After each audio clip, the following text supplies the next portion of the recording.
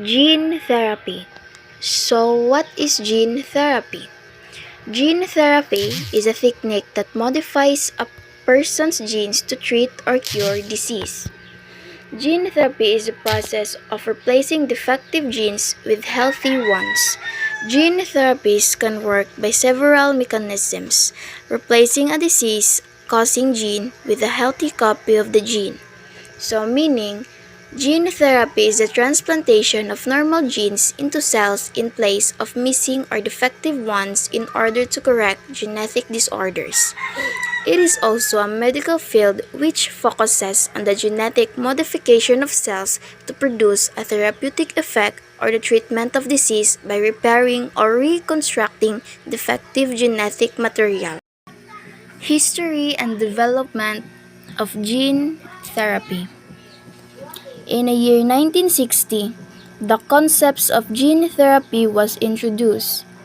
In the year 1970, Friedman and Robin, author of a paper in Science titled Gene Therapy for Human Genetic Disease, cite the first attempt to perform gene therapy. Year 1990, the first approved gene therapy case at the National Institute of Health, UK. It was performed on a 4-year-old girl named Ashanti Da Silva. Year 2007 to 2011, research is still ongoing on the number of diseases that has been treated successfully by gene therapy increases. There are two types of gene therapy: the germline gene therapy and the somatic gene therapy. Germline gene therapy transfer of a section of DNA to cells that produce eggs or sperm. This type of therapy allows for the correction of disease-causing gene variants that are certain to be passed down from generation to generation. Hereditary disorders occur at humans are possibly inherited from the germline cells. However, curing these diseases is possible only through modifying their nuclear and mitochondrial DNA mutations in pre-implantation embryos, which is commonly known as germline gene therapy. So, which is an example of germline gene therapy? Usual examples include height advantage, improved physical features as yet undefined intelligence traits. Germline gene therapy targets the reproductive cells, meaning any changes made to the DNA will be passed on to the next generation. Next is the somatic gene therapy. Transfer of a section to DNA to any cell of the body that doesn't produce sperm or eggs. Effects of gene therapy will not be passed on to the patient's children.